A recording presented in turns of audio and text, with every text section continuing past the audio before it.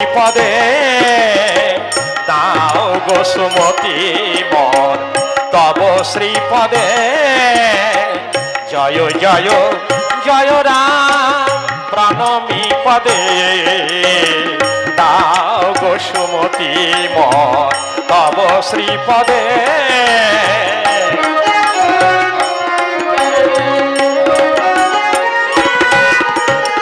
ভাব ভকতিহীন শুষ্কয়ে মর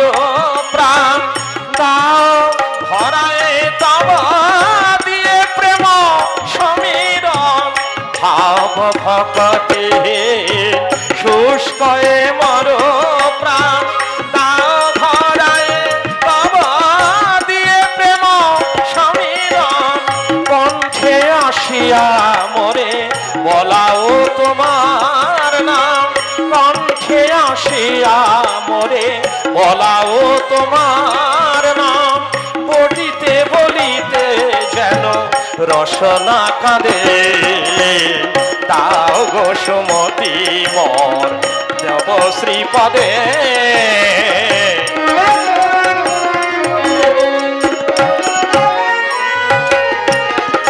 আমি যদি ভুলি দয়াল তুমি মোরে ভুলো না আমি যদি নাহি ডাকি তুমি মোরে ছেড়ো না আমি যদি ভুলি দয়াল তুমি মোরে ভুলো না আমি যদি নাহি ডাকি তুমি মোরে ছেড়ো না অন্তিম বান্ধব শেষের সে দিনে মোর অন্তিম বান্ধব শেষের সে দিনে মোর তোমার চরণে যেন পরাণ বাঁধে তাও গো সুমতি মোর তব শ্রীপদে জয় জয় জয় রাম প্রণমী পদে দাও গো সুমতি মন তব শ্রীপদে জয় জয় জয় রাম।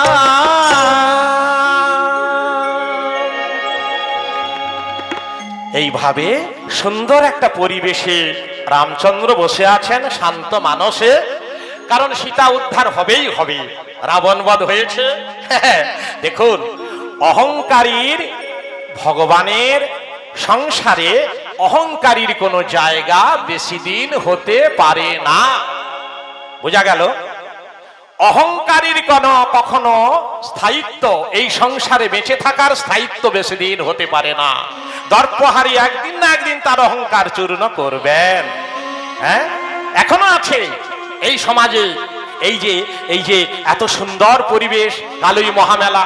অবশ্য সকলের আপনাদের দানের তারাই হচ্ছে সকলেই দান করছেন আজকে যে আমরা গান গাইছি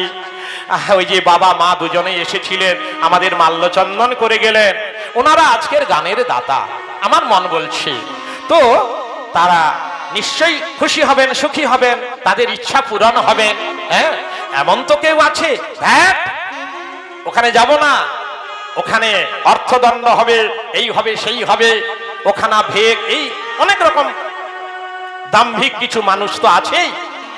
তারা কখনো এই জায়গায় আসতে পারে না পারবে না কারণ এখানে অহংকারীর কোনো জায়গা নেই ধীরে ধীরে তার যখন অহংকারটা চূর্ণ হবে তখন ঠিক এসে পড়বে আমি বলছি না বাবা এই কথাটা আমার রামায়ণ বলছে কি বলছে রাবণ যতদিন বেঁচে ছিল রাক্ষসে আর বানরে লড়াই চলতো শুধু যুদ্ধ যুদ্ধ হ্যাঁ ওই অহংকারী রাবণ যেদিন থেকে বধ হয়েছে রাক্ষসরাও রামের দলে মিশে গেছে তাহলে বানরে আর রাক্ষসে সব মেলামেশা হয়ে গেছে একেবারে মেশামেশি হয়ে গেছে আর বিভীষণ রাজা হ্যাঁ যিনি রামের চরণে আশ্রয় নিয়েছিলেন রামচন্দ্র বলেছিলেন যে বিভীষণ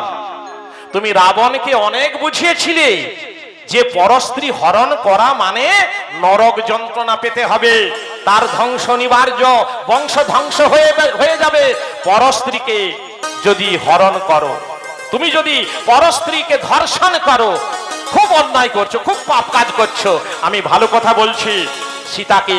রামের করে ফিরিয়ে দিয়ে রামের চরণে ক্ষমা চাও, শরণাগত হয়ে যাও। এটা বিভীষণ বলেছিল ওই অহংকারী রাবণকে। রাবণ কোনো কথায় কান দেয়নি, ঘুরে তাকে লাথি মেরে তাড়িয়ে দিয়েছিল, দূর হয়ে যা। পাষণ্ড, জ্ঞাতিদ্রোহী, ভাতৃদ্রোহী, আমি ত্রিভুবনে বিজয়ী বীর, আমি দশানন, আমি কে ভগবান কে মানুষ আমি চিনি না। রামচন্দ্র অযোগ্য,